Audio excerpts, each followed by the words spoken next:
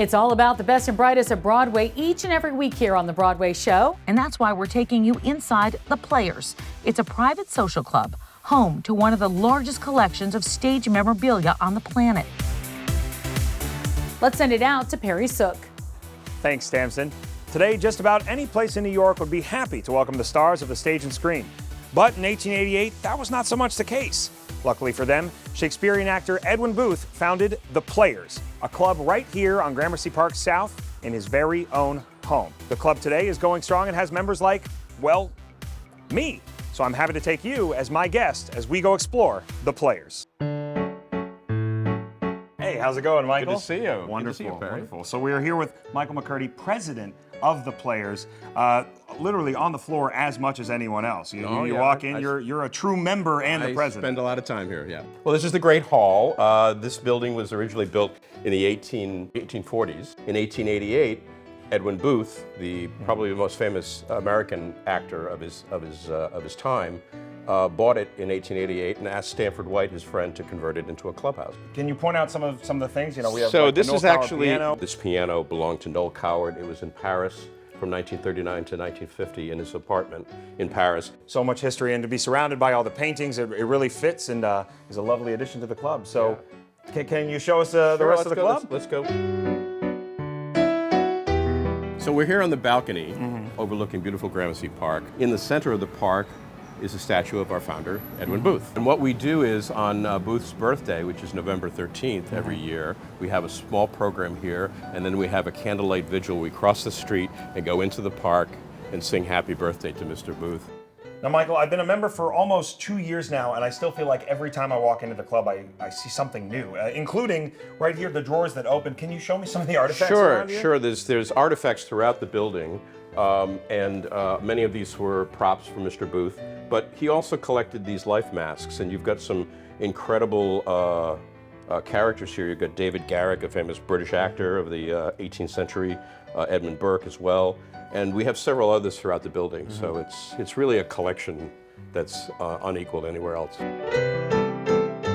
One of the things you'll see throughout the whole clubhouse are quotes from Shakespeare. They're on most of the fireplace mantles and various other places throughout, because obviously Mr. Booth's forte was Shakespeare. Come to the club and learn things. You know, I've sat in these chairs having cocktails and never even noticed such beautiful. Yeah, I've been a member here for 20 years, and I still find new things to find out here.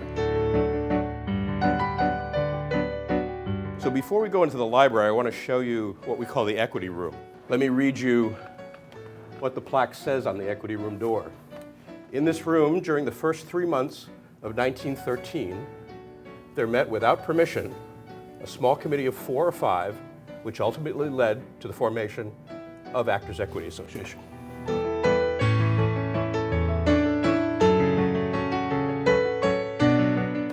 Wow.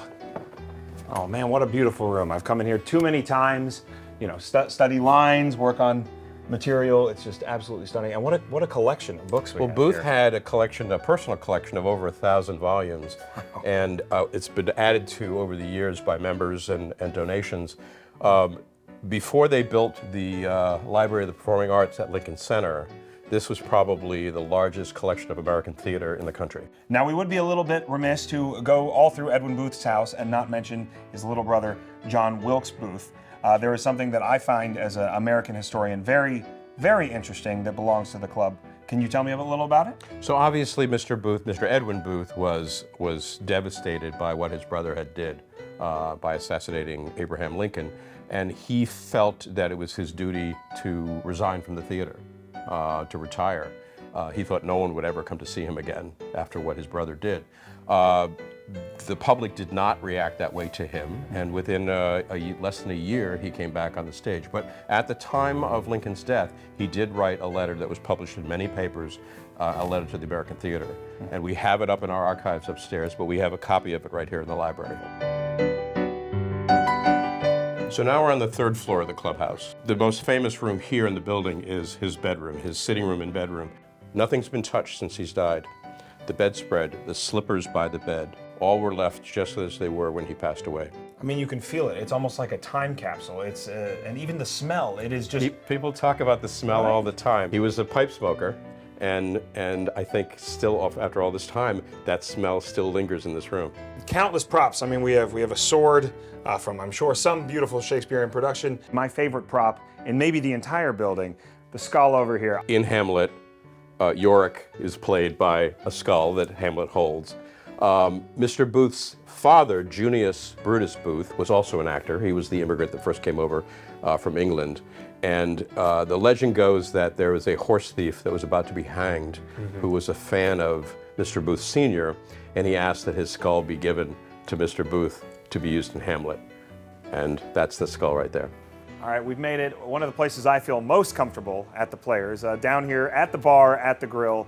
Any fun stories from down here? Well, this is really the heart blood of the club. I mean, every night there's dozens and dozens of players here enjoying food, drink, and sociability. I mean, these two tables are our long tables. These are the common tables of the club. If you sit down here, you're almost always going to get into a conversation with people, whether you know them or not.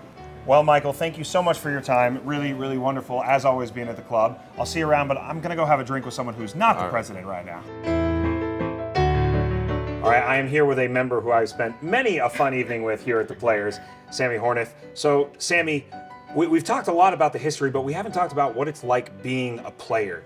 You're here more often even than I am. Can you tell me some of what your experience is being in the club? Yeah, I feel like I basically live at the Players now. I'm here a lot, and it's such an amazing place to come in, stop in after work, stop in pre-theater. You can find anything here, whether it's just a quiet place to do your work or read a book, or an amazing community of people welcoming you here at the grill. If I wasn't a member, I'd want to join again. If someone did want to join, what's that process like? So I'm actually the vice chair of membership here at the Players, and the membership process is actually pretty simple. So all you really need is a filled out application, a proposer, and a seconder, both of whom have to be members in good standing at the club.